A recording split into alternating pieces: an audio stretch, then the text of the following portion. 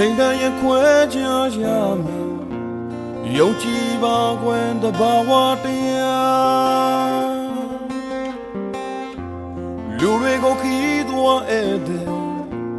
ဝင်လာပါတဲ့ဒီလူလောကမတူညီတဲ့တိတ်ကြောင်များနဲ့ပုံစံမတူတဲ့လူသားများဒီတရားလူဘဝခဏမှာ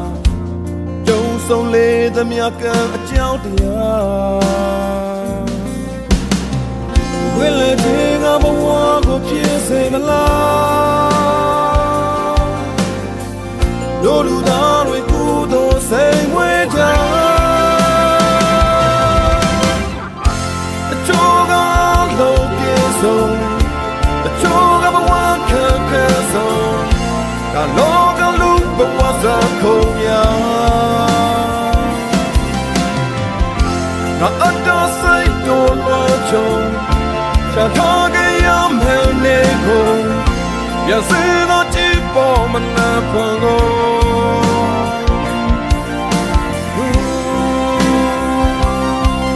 ဒါလူဘဝ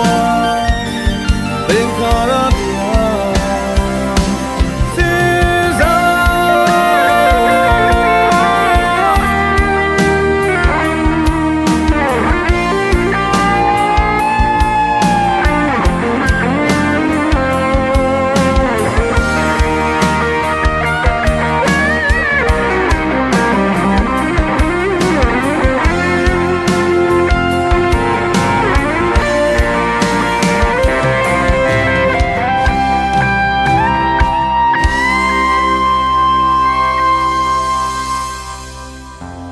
သေချာတဲ့လူဘဝမနှက်ပါ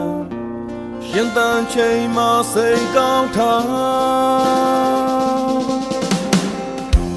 ရှာဝေးဘဝရဲ့စင်မှာငါမပိုင်ဆိုင်တဲ့ဒီလောက